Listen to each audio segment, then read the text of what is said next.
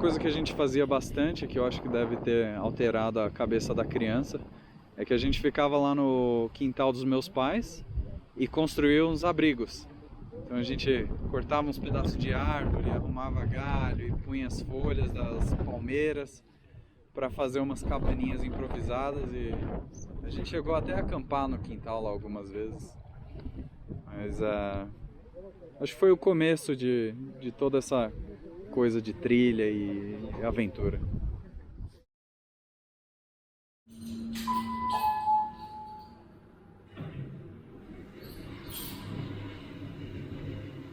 O governo já? Não. E outra? Let's go to the party.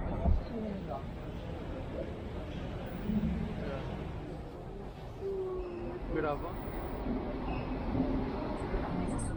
Em 2018, quando a Maia me levou para o sul da Polônia para conhecer as montanhas, e eu vi aquelas casas de madeira no alto das montanhas, os abrigos de montanha, eu fiquei fascinado e sempre quis fazer uma viagem onde eu pudesse trilhar pelo alto da montanha e ficasse hospedado nesses abrigos de montanha. Então, desde que a gente se mudou, eu venho esperando para planejar essa viagem, e aí eu decidi convidar o Francisco, que é o meu grande amigo, que no Brasil a gente já fez várias aventuras, várias trilhas juntos, e agora que ele está morando aqui na Suécia, ele aceitou o convite.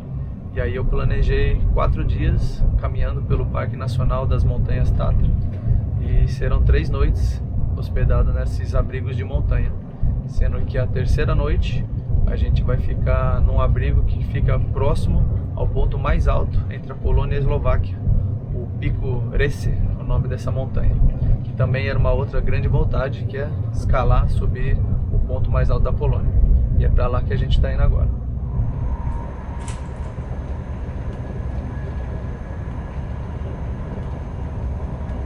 Minha segunda vez na Polônia, e vai ser uma oportunidade incrível de rever um grande amigo, ressuscitar nosso grupo de trilhas e conhecer um pouquinho mais desse país que tem tanto a oferecer.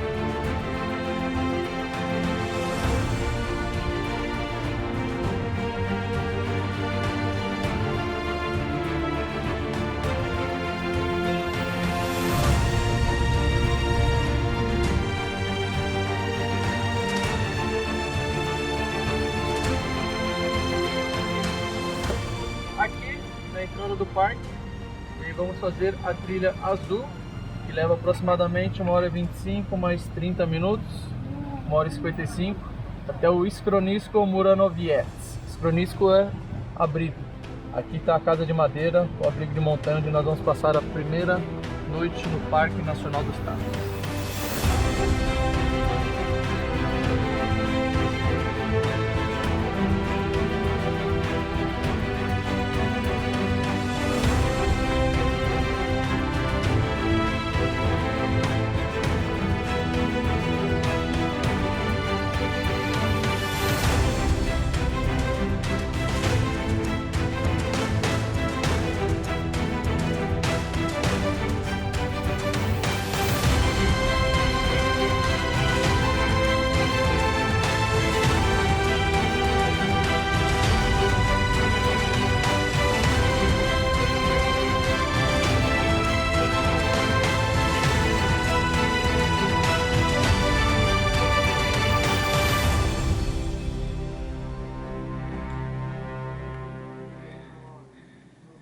Concluímos a primeira fase da aventura, que é chegar no primeiro abrigo de montanha. Esse abrigo se chama Muranowiec, e aqui nós vamos passar a primeira noite.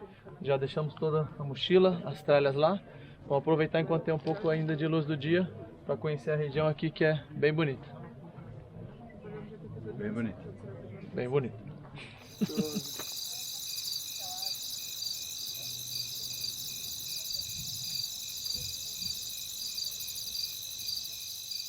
Primeira memória que eu tenho do Igor é curiosa. Eu lembro que naquela época todo mundo gostava de empinar pipa e a molecada ficava na rua o dia inteiro, todos os dias, atrás de pipa e pulando nas casas abandonadas para pegar pipa e tudo mais. E eu lembro que a primeira vez que eu vi o Igor, um dos meninos mais velhos tinha pulado numa das casas atrás de pipa e falou: olha, é meu, não, ninguém vai pegar, é meu, beleza.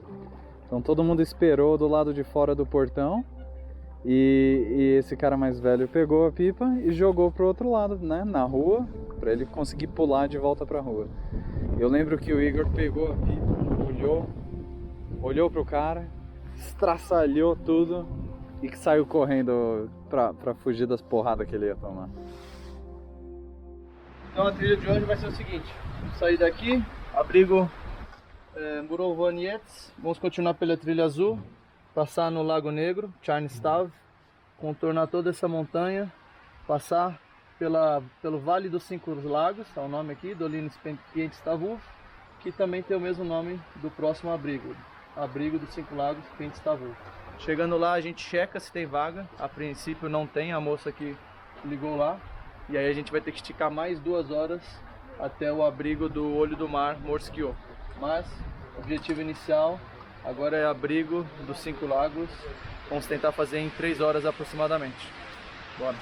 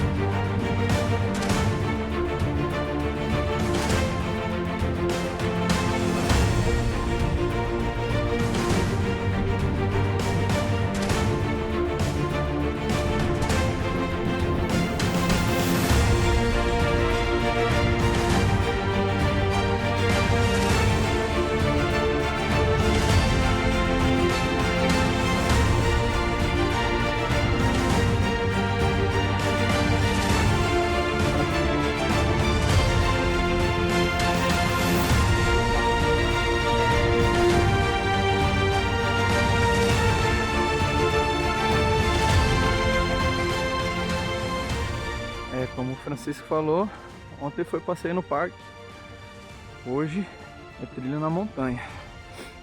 Liga só o caminho que a gente vai ter que fazer.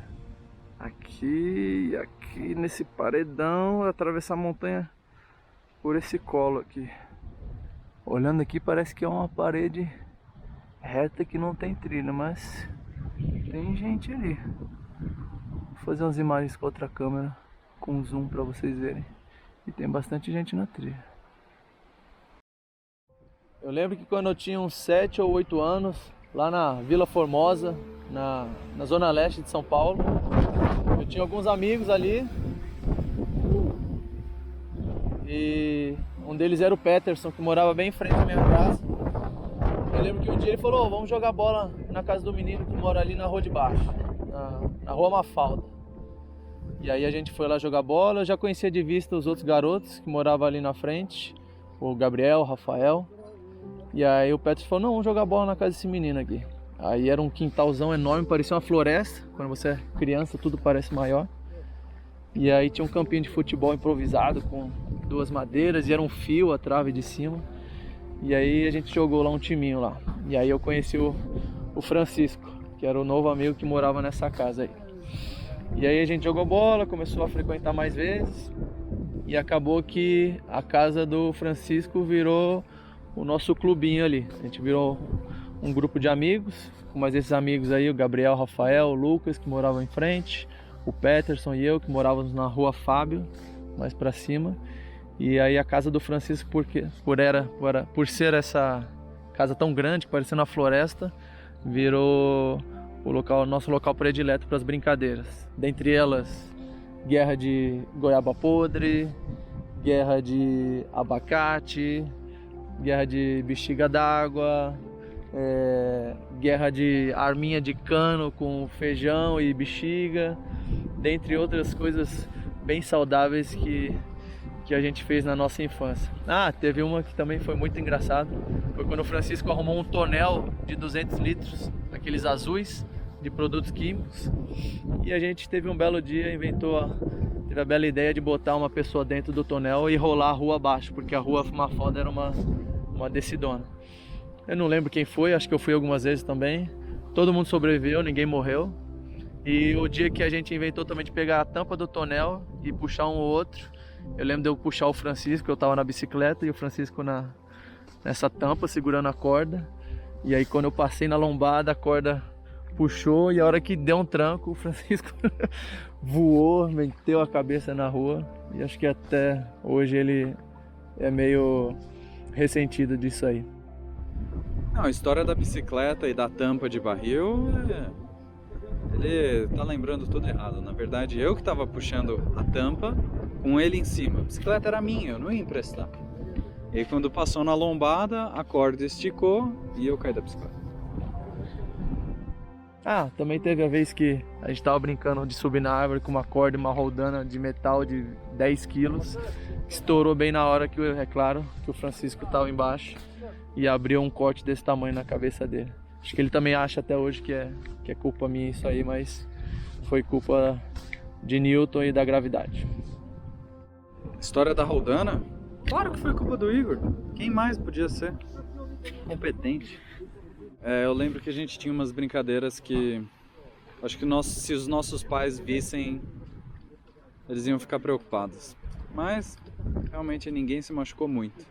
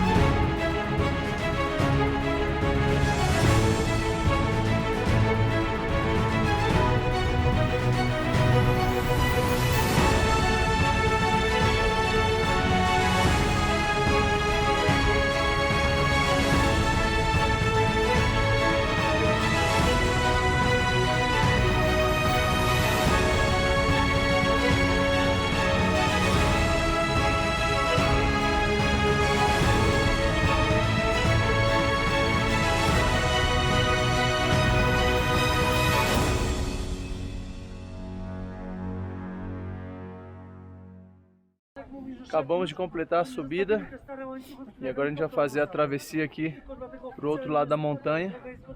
Acredito que esse foi o maior desafio do segundo dia. Vou mostrar para vocês ali o vendaval que tá quando você cruza ali esse V da montanha. Vocês vão entender porque que todo mundo tá sentado ali.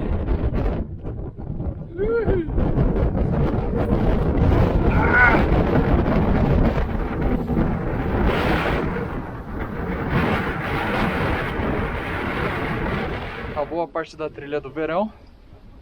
Agora a gente vai para a trilha do inverno. Modo inverno ativar. Winter's coming.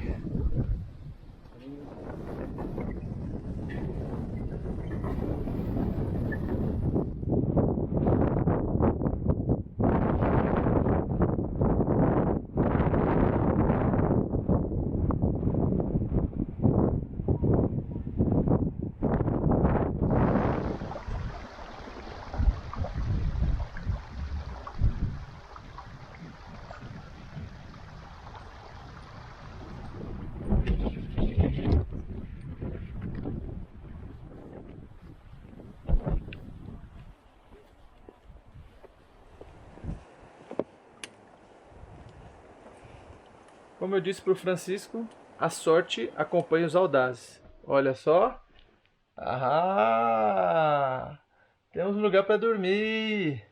Resolvi falar com o pessoal da recepção aqui do abrigo Piantestavuf, onde era o meu plano A de dormir. E tinha as vagas que me falaram por e-mail. Eles haviam me dito que 15 vagas eles deixam de emergência para pessoas que não conseguem sair do parque, etc. A moça do outro abrigo havia ligado aqui e perguntado se tinha vaga, mas acho que ela não explicou sobre essas vagas de emergência. E aí a moça falou, não, pode vir, pode ficar. A única diferença é que os colchões são no chão mas pra gente não tem problema nenhum. E é até mais barato. Pagamos 60 zloty apenas. 65. E ela vai dar o cobertor ainda, emprestar pra gente de graça. Então, muito melhor, porque a gente já estava cansado, andamos 5 horas e meia. Descansar um pouquinho, deixar as coisas aqui. Depois a gente vai fazer mais fotos, mais imagens aqui, que é bem bonita a região. Outra coisa que a gente fazia bastante, que eu acho que deve ter alterado a cabeça da criança, é que a gente ficava lá no quintal dos meus pais e construía uns abrigos. Então a gente cortava uns pedaços de árvore, arrumava galho e punha as folhas das palmeiras para fazer umas cabaninhas improvisadas, e a gente chegou até a acampar no quintal lá algumas vezes. Mas acho que foi o começo de toda essa coisa de trilha e aventura. Terceiro dia de trilha aqui no Parque Nacional dos Tatras. Hoje é 22 de setembro, sexta-feira. Saindo aqui do abrigo Pięć-Stawów, 5 Lagos. Inclusive estamos aqui do lado do lago agora, muito bonito. E estamos saindo cedo, sem café da manhã, em direção ao Morski Oko, para começar cedo, porque hoje é o grande ataque ao cume da montanha mais alta da Polônia, que é o Resse. E aqui só começava o café da manhã às 8, então a gente resolveu partir mais cedo, sem café. Chegando lá no Morski Oko, que é o lugar mais turístico aqui do Parque Nacional, o mais bonito ao meu ver também, inclusive que é onde eu e a Maia tiramos essa foto aí do perfil da Odisseia. A gente talvez vai tomar um café da manhã lá, e aí sim, de lá começa a montanha até ao cume, vão ser mais 4 horas. Então são 2 horas agora até o Morski Oko, e depois 4, 5 horas subindo a montanha até o topo mais alto da Polônia. Bora lá com a gente.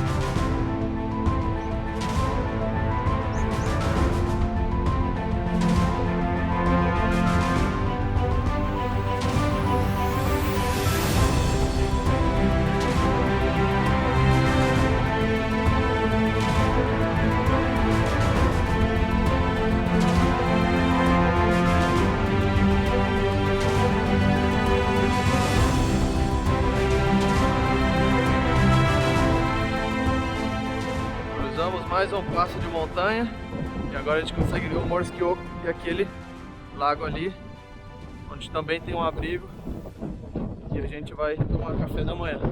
Mas por enquanto, como vocês veem, tá tudo fechado. Esse é o pico mais alto, tá entre essas montanhas aqui. Por enquanto parece que sem condições de subir. Vamos tomar o café lá e aguardar, ver se o sol aí aquece essas nuvens e ela suba para limpar o pico ali. Então aí a gente foi crescendo. Eu me mudei da Vila Formosa. O Fran foi passar 1 ano nos Estados Unidos estudando. Depois eu entrei pro exército com 18 anos. Então a gente passou a se ver menos vezes. E aí a gente começou a fazer trilhas, não só no quintal do Francisco, mas fora.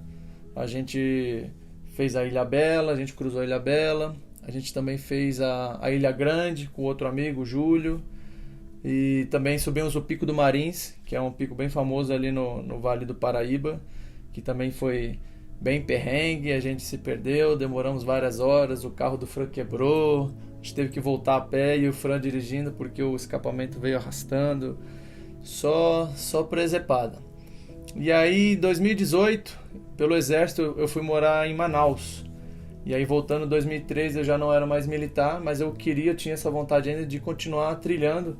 Eu gostava muito, uma parte que eu gostava muito do exército era a atividade de campo, fazer acampamento e estar no meio da floresta, fazer trilha, etc. E aí eu falei pro Francisco, tô voltando e vamos continuar com as nossas trilhas. E lá em Manaus eu conheci um cara, o Bruno, que morava em São Paulo, mas ele estava lá para o Encontro Nacional de Parkour. Eu pratiquei parkour muito tempo da minha vida, o Bruno também. E lá a gente se conheceu, a afinidade rolou. E aí quando eu voltei para morar em São Paulo, em Guaratinguetá, para voltar a continuar com os estudos de engenharia, eu falei: Fran, vamos fazer essa trilha, eu vou chamar um amigo que eu conheci, que parece ser dos nossos, ali aliado com a gente. E aí o Bruno falou: vamos fazer Paranapiacaba, Cubatão, descendo pela Serra do Mar. Então, na época eu não conhecia o Bruno, né? Mas se tivesse conhecido eu ia saber que era melhor a gente nem ter ido para aquele lugar. Mas pensa num cara doido. O Brunão, muito gente boa.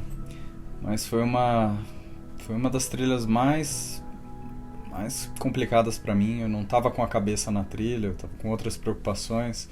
E para variar a gente se perdeu de novo. E, nossa, eu lembro que no primeiro dia a gente só conseguiu avançar 300 metros seguindo o rio. A ideia era seguir o rio até o mar, a gente só conseguiu avançar 300 metros. Então eu estava muito preocupado que a gente não ia conseguir sair a tempo da floresta. Eu ia perder meu emprego, a gente ia ser processado porque alguém ia ter que resgatar a gente. E várias coisas assim. E esse é o lago Morskiu. Cacete, que vento! Hoje não tá um dia tão bonito, mas normalmente a visão aqui é bem legal com esses paredões atrás do lago. Também nunca vi onda nesse lago antes. Ó, até se molhou aqui. Aí. Então nós dormiríamos aqui, era uma opção ontem, mas como a gente conseguiu no Piedestavuv, foi melhor pra gente. E aí, se rolar, se der certo, a trilha vai por aqui, dá a volta no lago, e aí ela começa a subir por ali, se eu não me engano, ó. Acho que eu tô vendo umas pessoas ali.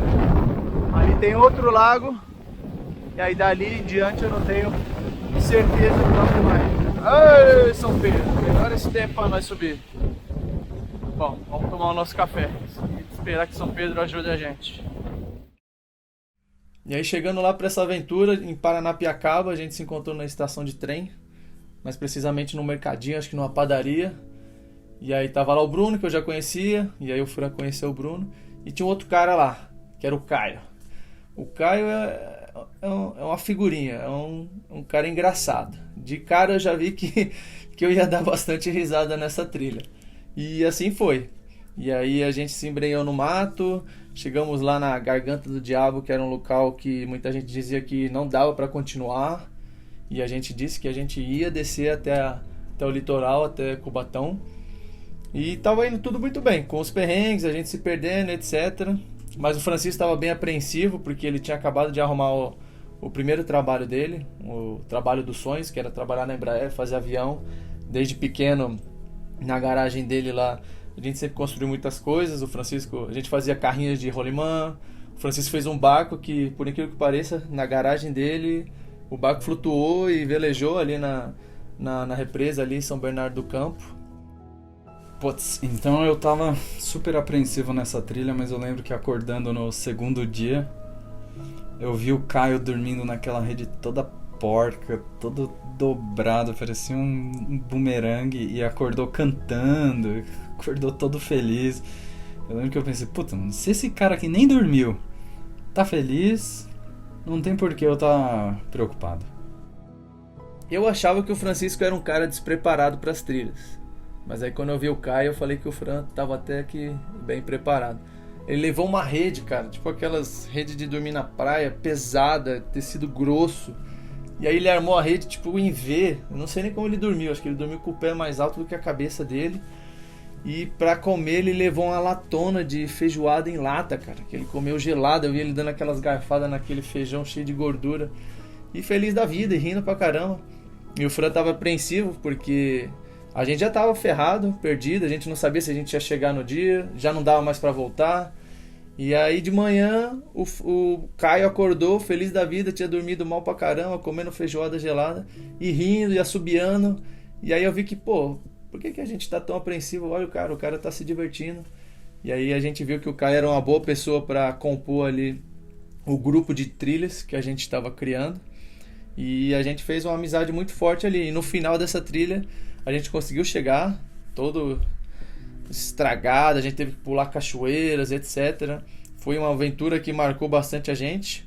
E infelizmente eu perdi aquela câmera, perdi muitas imagens. Só tive algumas poucas imagens que sobraram do celular do Bruno, que também estragou por causa da água. E a gente fez um primeiro videozinho pro YouTube. E ali eu decidi, eu falei, vamos criar um grupo de trilhas para tentar trilhar, fazer esse tipo de aventura o maior número de vezes possível. E como eu tinha acabado de sair do exército e morar em Manaus, tinha um termo que eles usavam muito lá, principalmente o pessoal da aviação do exército que eu trabalhava. Sempre que eles olhavam para as condições meteorológicas ali da floresta, eles diziam, Manitou hoje tá bravo, Manitou tá trazendo chuva. E seria mais ou menos o que a gente diz aqui do São Pedro, né, que é o cara da meteorologia. E eu gostei desse termo, Manitou, que representava ali a floresta. Então eu resolvi batizar o grupo de Manitou Adventure, que era o nosso grupo de trilhas. Na época não tinha Instagram nem nada, a gente tinha só um grupinho no Facebook. E era onde a gente marcava ali as nossas viagens, e desde então, a partir dessa trilha aí, a gente fez tantas outras viagens. Cara, a previsão aqui nesse site tá complicada. O vento agora, segundo o site, está 45 km por hora. À tarde vai passar para 5,5 e à noite 70 e a chuva só piora. Hoje tá ruim, mas amanhã vai estar muito pior. Então, mesmo que a gente conseguisse subir, provavelmente a chance da gente se ferrar lá em cima amanhã, mesmo descendo pelo Eslováquia, 3 horas embaixo de chuva e vento forte, não vai ser a coisa mais agradável do mundo. E a gente nem ia ver nada também lá em cima, com o tempo fechado do jeito que tá, com chuva, né? Eu lembro que uma das trilhas também que tinha tudo pra dar errado e deu errado foi a do Petar. A gente foi com um planejamento muito porco, se meteu no mato, cheio de improviso, andou pra caramba procurando as cavernas, achamos uma caverninha só. E no final do dia, em busca de uma outra caverna, a gente estava escalando uma montanha. Falei, não, vamos só escalar a montanha e a gente acampa em algum lugar. Mas no topo do morro tinha um paredão que era simplesmente intransponível. Intransponível, só que a gente já estava muito alto para descer e não conseguia mais avançar, não conseguia contornar, era um lugar péssimo. E eu só sei que a gente teve que dormir nesse lugar. Então eu lembro que tinha uns colchões assim, 10 centímetros do precipício. Eu acho que eu tava numa rede e eu lembro que o Bruno colocou a rede literalmente no precipício. Então tava numa árvore aqui, uma árvore aqui e o meio era vazio. Ele tinha que praticamente escalar a árvore e deitar na rede. Essa foi uma das acampamento mais precário que eu já vi na minha vida. Uma outra trilha que foi bem legal foi que a gente desceu, eu acho que era ali dos lados de Paranapiacaba também, onde tinham os trilhos do trem que desciam em direção a Santos, mas eu acho que essas linhas não são mais utilizadas, então era bem frequentado por trilheiros que desciam ali se arriscando naquelas pontes que já estão se deteriorando. E eu lembro que na época não tinha muita informação, então eu entrava no blog mochileiros.com e aí via lá um cara fazendo um relato, e aí eu dizia pro pessoal, eu vi essa trilha, dá pra fazer, vamos fazer. E a gente ia, pegava o ônibus e metia as caras na trilha. E nessa trilha a gente choveu pra caramba, sempre chovia que a gente decidia acampar. A gente pegou carona num trem em movimento, a gente teve que atravessar o trem. E eu lembro que nessa trilha foi quando o Francisco começou a introduzir as nossas gambiarras, as nossas engenharias. Eu falei pro Francisco, o pessoal que filma, as câmeras eram bem ruins, as qualidades na época, a gente tinha as câmerazinhas da China. E aí o Francisco, eu falei, Fran, tem um negócio que os caras usam que é o gimbal, que é para amortecer ali, estabilizar as imagens e fica bem legal. E o Fran falou, não, vou deixar que eu vou fazer um em casa. E aí ele me veio pra trilha com uns pedaços de madeira desse tamanho que simplesmente funcionava. Era um tocão de madeira, ele rosqueava a câmera ali e realmente dava uma amortecida na imagem, dava uma diferença legal, ficava uma imagem bacana. E hoje eu faço minhas imagens de drone, eu sempre sonhei naquela época, a gente, putz, mas se tivesse, a gente pudesse, existiam drones, mas não com câmeras na época. A gente falou, nossa, se a gente pudesse ter drones aqui, ia dar um panorama bem legal dessa trilha que a gente está fazendo, dessa aventura. E aí a gente teve a brilhante ideia também de fazer o Cable Cam. Eu acho que nem existia esse termo, a gente inventou. Que era o quê? A gente esticava uma cordinha, a gente passava no meio da floresta e falava, nossa, aqui vai dar uma cena legal. Aí parava tudo, a gente tinha que achar 2 árvores para esticar essa linha numa decrescente. E aí lá o Francisco também criou um dispositivo de engenharia com 2 roldanazinhas, uma travessa, e ali a gente prendia também a nossa câmerazinha Xing Ling. E aí a gente tinha que puxar essa câmera lá para cima com uma outra linhazinha mais fina, segurava lá em cima da corda, todo mundo alinhava que ia aparecer na cena e tinha que ser naquele shot. Aí 3, 2, 1, a gente largava a câmera e aí todo mundo se encenava ali, passava. Eu lembro de uma cena que ficou bem legal, que foi no Petar, que a gente estava descendo um riozinho, um fio d'água, e a gente montou o Cable Can e pegou nós 4 ali andando. Essa trilha do Petar também foi bem hardcore, porque a gente tava sem GPS, sem nada. GPS nem era muito utilizado na época, muito caro pra gente. E eu tinha só uma carta que eu tinha impresso ali, um mapinha fora de resolução. A gente falou, não, vamos atravessar o Petar, que é o Parque Estadual Turístico Alto do Ribeira, que é conhecido pelas cavernas. E acabou que a gente chegou numa posição que não tinha como descer, era um paredão gigantesco. A gente dormiu na beira do precipício ali, no pior acampamento que a gente fez. E infelizmente ou felizmente a gente teve que voltar por onde a gente entrou. Mas foi uma trilha muito legal, a gente aprendeu bastante. Eu aprendi também, porque eu aprendi a nunca tomar muita cafeína na trilha, porque eu tomei 2 cafeínas, funcionou por algumas horas, mas depois tirou todos os meus minerais e eu tive cãibra nas 2 pernas, caí no chão lá gritando. Até hoje o pessoal tira sarro de mim por causa disso. Ai minha perna, não consigo mexer, ai me ajuda. Só o Igor mesmo.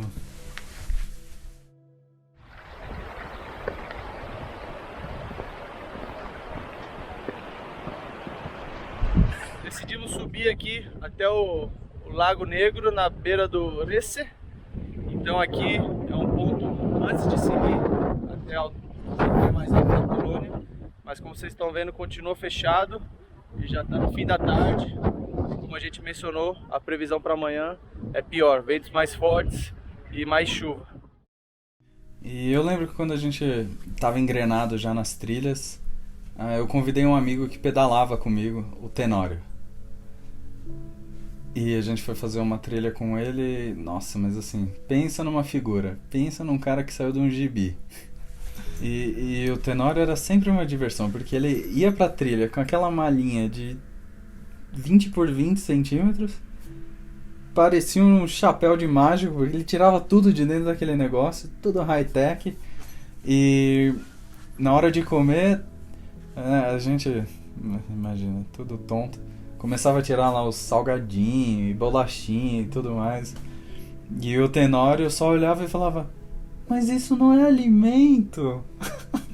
E ele abria os potinhos dele lá com os lanchinhos, tudo natural, coisas deliciosas, frutinha, cenourinha. E todo mundo ficava, caramba, Tenório, próxima vez você vai montar o menu pra todo mundo, né? Você traz a comida e a gente leva o resto. O Tenório.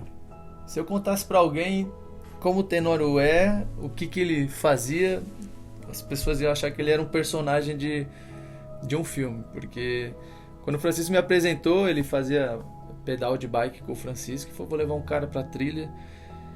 Tipo, o cara tinha os equipamentos high-tech e tal, mas a hora que ele falava com você, ele não usava rede social, ele tinha um pedaço de terra lá em São Paulo que ele plantava a própria comida, ele não utilizava transporte público, simplesmente ele não queria emitir nada de carbono, ele só andava de bicicleta, e o bicho era forte, o bicho pra caminhar e pra pedalar. O Francisco dizia também que nos rolês de bike ele era muito forte pra pedalar, e realmente eu conheci ele subindo o Morro do Corcovado, que ele subiu com o pé nas costas, E aí toda a trilha que ele vinha, e o detalhe é que quando a gente ia marcar as trilhas, a gente mandava mensagem, acho que já tinha WhatsApp na época, e ele nunca respondia.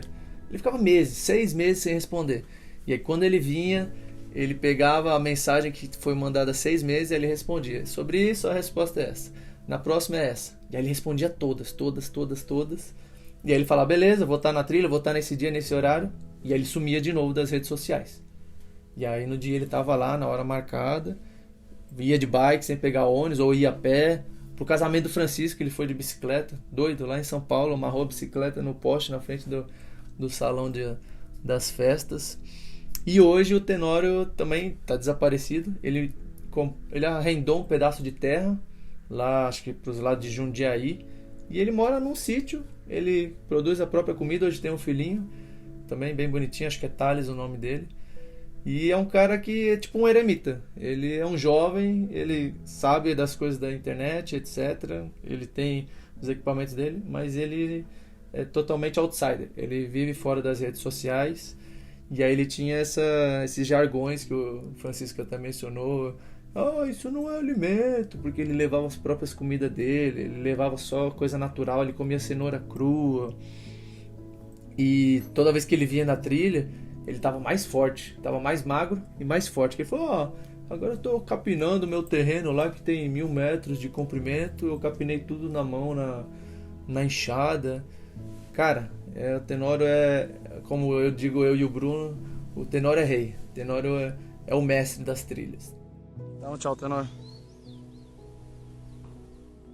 Há quem diga que ele inventou uma nova linha de fitness, né? A gente falava que o Tenório praticava o agrofitness. Porque, puta, eu nunca vi um cara tão trincado igual ele. E a gente ia perguntar, Tenório, qual que é seu equipamento de exercício favorito? Ele, eu só uso enxada. Essas são as lembranças que eu tenho do MAD, Manitou Adventure, que é o nosso grupo de trilhas, porque ainda acabou. Na verdade, essa trilha que eu e o Francisco estamos fazendo aqui é uma continuação. Eu me mudei para a Polônia, fui para a Suécia. O Caio também está na Europa. O Caio é tipo um nômade. Cada mês ele está num país diferente. A última vez que eu vi ele estava na Itália, mas ele não pôde vir. E o Bruno e o Tenório estão no Brasil. O Tenório enfiado em algum meio do mato. O Bruno talvez ele se anime aí e venha fazer uma trilha para cá com a gente. Então o MED continua vivo. E esse é o motivo de eu ter chamado o Francisco aqui pra gente fazer essa trilha e mostrar pro resto da galera que o espírito do MED, os perrengues continuam mesmo aqui em terras europeias.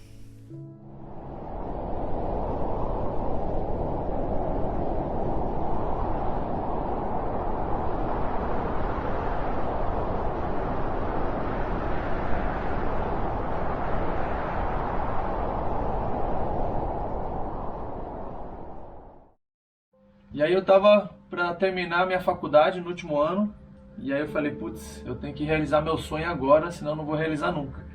Que era fazer uma grande viagem de carro. Mas aí eu tinha conhecido a Maia, meus planos mudaram um pouco, eu queria um carro 4x4, eu queria viajar o mundo sozinho, eu queria ser nômade. Eu tinha acabado de descobrir o YouTube, ver vários viajantes que eles viajavam o mundo. E aí eu falei, putz, vamos conversar com a Maia, vamos passar esse sonho pra ela. Ela falou, eu topo a gente fazer algo desse tipo, mas eu tenho que ter um mínimo de conforto. E aí eu falei, então vamos viver numa van, vamos fazer uma viagem de van. E aí já estava no final do meu último ano de faculdade, eu queria tirar o próximo ano, fazer essa experiência sabática. E aí por impulso eu acabei comprando uma van super velha, que apareceu lá numa cidade vizinha. Eu falei, nossa, essa van, ela pra mim, o preço estava super bom, mas eu não imaginava o tamanho da dor de cabeça que ela ia me dar. E eu não sabia nem por onde começar a construção. Só que aí eu lembrei, eu falei, nossa, tem um amigo meu que gosta de construir coisas.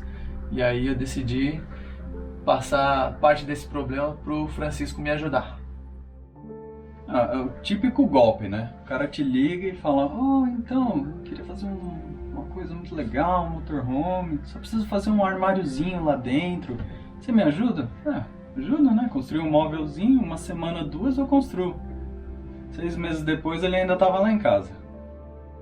E aí depois de 2 meses lá brigando com o mecânico, o carro tava rodando pelo menos, eu falei, agora eu preciso de uma casa. E aí fui lá para São José dos Campos, onde o Francisco morava.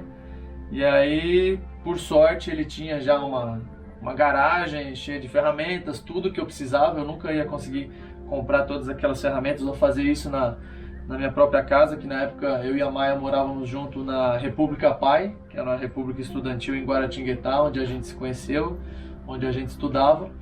E aí a hora que eu cheguei com aquela jabiraca na garagem do Francisco, eu já vi os olhos dele desse tamanho. E o que eu achava que ia demorar poucas semanas para se construir, acabaram que se espalharam por alguns meses. Isso encurtou um pouco a nossa viagem também. Mas se não fosse o Francisco, com certeza a gente não teria construído esse motorhome, não teria tido essa, que foi, na minha opinião, a melhor experiência da minha vida. Com certeza foi uma grande experiência para a Maia também, fazer toda essa viagem de 6 meses pelo Brasil, pelo Nordeste, graças ao Francisco, que ajudou a gente com esse projeto, com as ferramentas e também deixando a gente morar na garagem dele por quase 6 meses.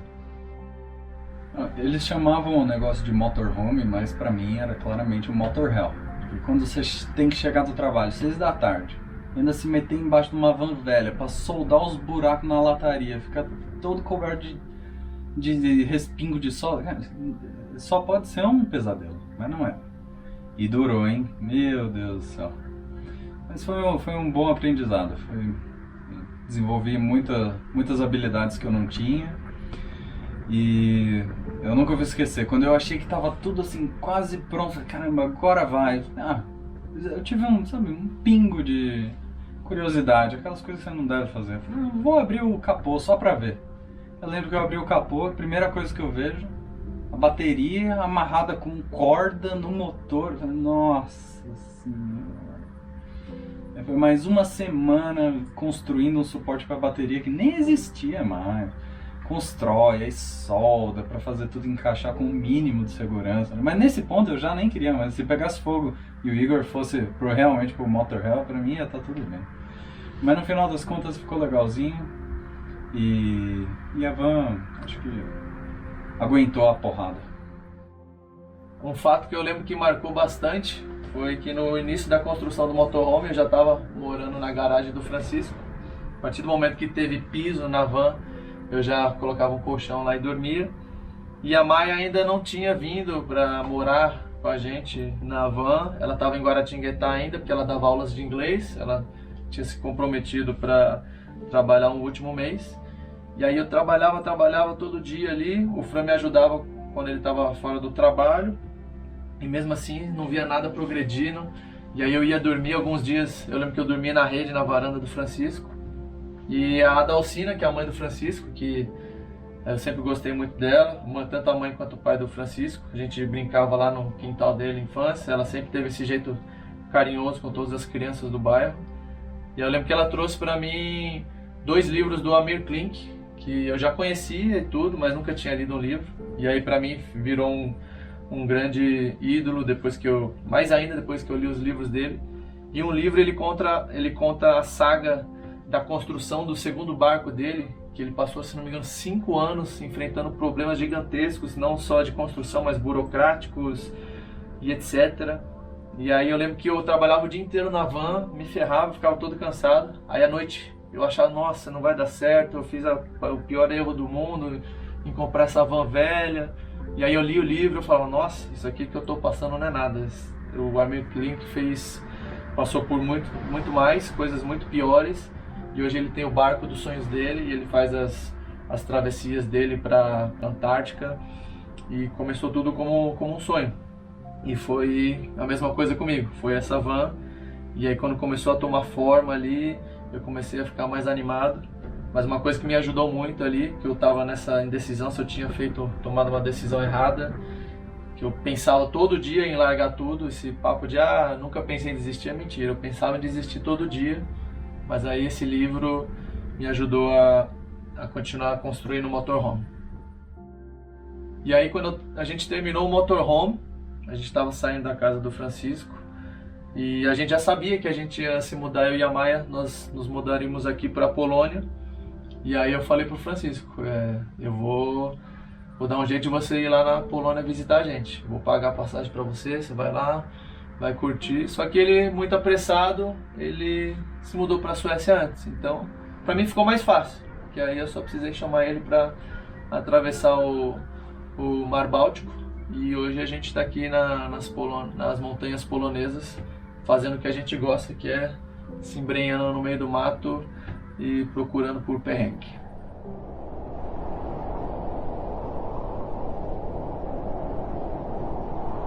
Chegamos ao fim da nossa jornada aqui no Parque Nacional dos Tatras. Infelizmente, eu queria levar o Francisco até lá, na montanha mais alta. Porém, como vocês podem ver, tá fechado. Acabaram de descer dois caras lá bem hardcore que mostraram que tá tudo nublado, molhado, com vento. A gente viu a previsão do tempo para amanhã, também é pior ainda. Então, para evitar males maiores, a gente decidiu terminar a viagem por aqui. Mas o meu objetivo era trazer o Francisco aqui para a Polônia, para a gente ter essa experiência junto, que a gente não tem há tantos anos, tá junto na trilha, falar da nossa vida, relembrar momentos engraçados aí dos nossos amigos que a gente contou para vocês também. Então eu acho que esse objetivo foi cumprido. Eu acho que você gostou da viagem, né? Eu gostei, cara. O parque é muito lindo, a gente pegou dias maravilhosos, infelizmente hoje o tempo virou e... enfim, mas talvez seja pro bem. E é curioso que antigamente a gente juntava os amigos para ver a trilha e hoje a gente faz a trilha para ver os amigos. Exatamente. Antigamente a gente tinha mais tempo e menos recursos. Hoje a gente tem mais recursos, mas não tem tanto tempo e fica mais difícil de reunir os amigos. Mas pelo menos a gente conseguiu fazer essa trilha. Esperamos aí que seja um motivo também para esses outros amigos aí que estão assistindo a gente, para voltar, para que a gente se veja com mais frequência novamente. Então, encerrando a viagem por aqui, encerrando também esse mini documentário aí para ficar guardado para prosperidade. Valeu!